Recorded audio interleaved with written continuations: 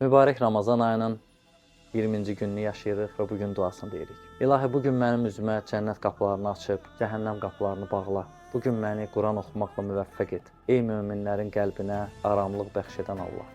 Duada cənnət və cəhənnəmdən söhbət keçir.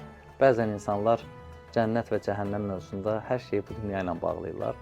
Amma bilmək lazımdır ki, Quranda bu qədər dəyərli söz ki var, xoşbəxtlik sözü. Yalnız bircə dəfə işlənib, o da cənnətlə bağlı.